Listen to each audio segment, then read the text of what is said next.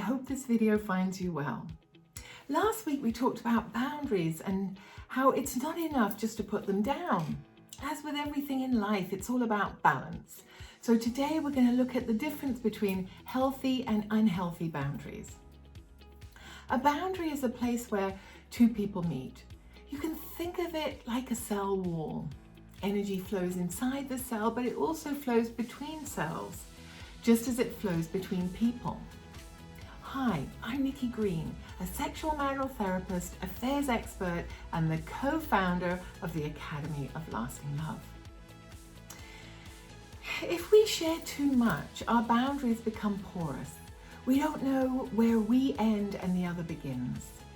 So either we take on board too much of what our partner thinks about us, and we become pleasers and placaters, losing ourselves in the process, or the more dominant of us become dictatorial and controlling because of a lack of boundaries.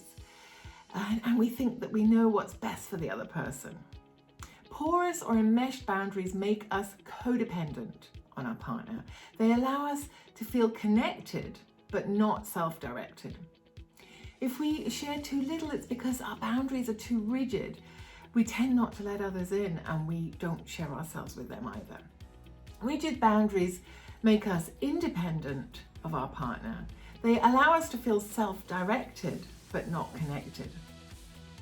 Healthy boundaries allow us to maintain our personal level of energy while we also share enough with another person in order to feel connected.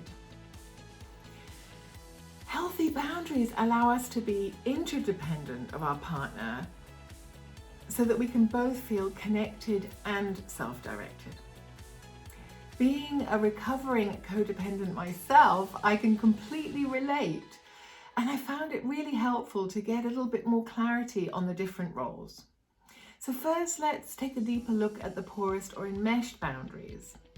So are you the kind of person who your friends will say disappears off the face of the earth when you get into a relationship?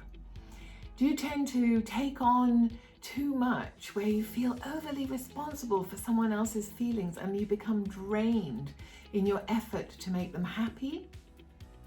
Maybe you pride yourself on being diplomatic and your main focus is to keep the peace. If so, you may identify with being the pleaser or the placater. This can leave you feeling used or exploited because others know that you're a soft touch.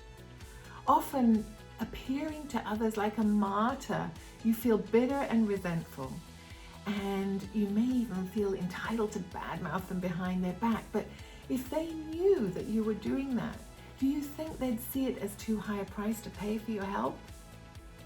While your impulse may be to feel responsible for another person's happiness and well-being, it may be of a relief for you to know that you're not, they are.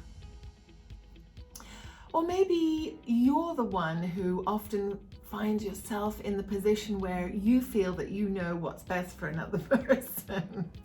Quick to give advice, insinuating yourself into the lives of others in the name of just being helpful. You may identify with the role as the imposer. You may even find yourself fighting people's battles for them. And while your intention is probably good, often the message that you're giving them is, I don't trust you to know what's best for yourself or to be able to stand up for yourself. And they feel controlled and judged.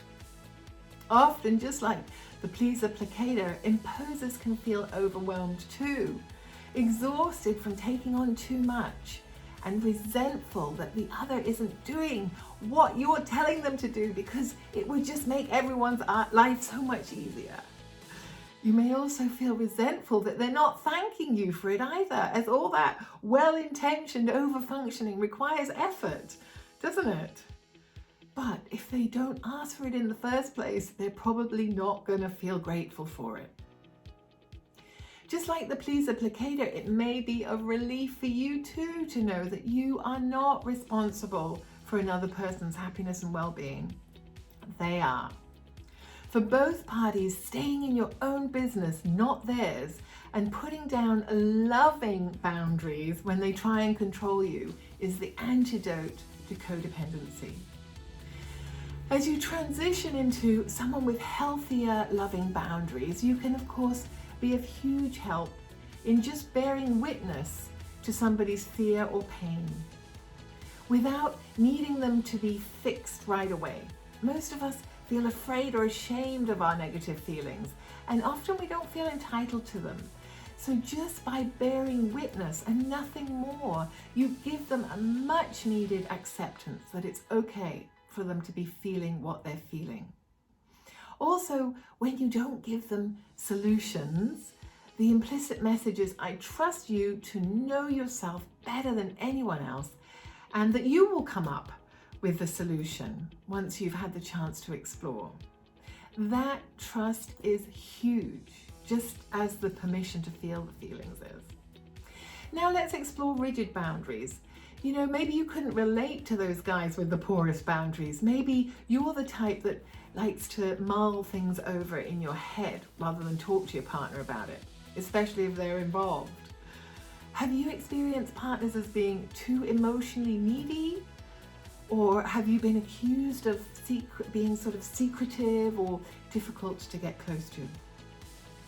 Maybe it feels unsafe for you to let your guard down or to rely too strongly on someone else in case they let you down. Or they might use the insight you give them about yourself as ammunition against you. If that's the case, you may have rigid boundaries.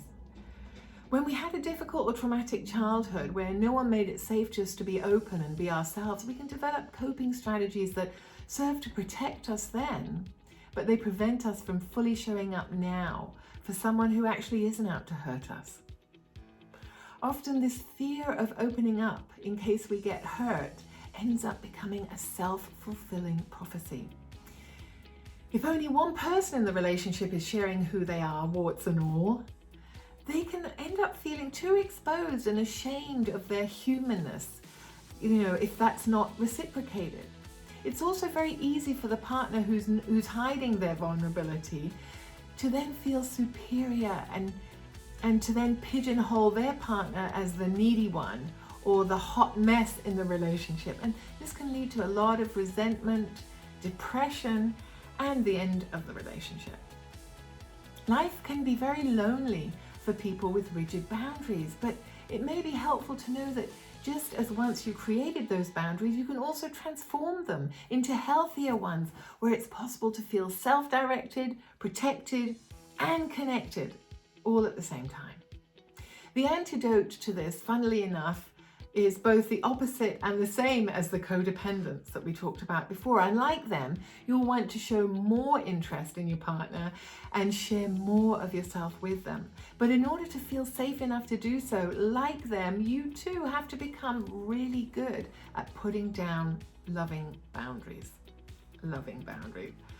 Healthy, loving boundaries are all about balance. They're about helping our partner and ourselves feel loved and connected, while at the same time feeling that you have a sense of individuality and agency. If an amazing relationship is what you want, the balance is about consistently negotiating and renegotiating how to honor what makes you thrive while always acting in the best interest of the relationship. You'll probably be pleased to know that sometimes that does mean putting yourself first. A big factor in being able to bring your best to your relationship at all times is resilience. And we'll talk about that next week when I ask the question, how does having a bad day impact your relationship? I hope you'll join me next week. Until then, keep it real.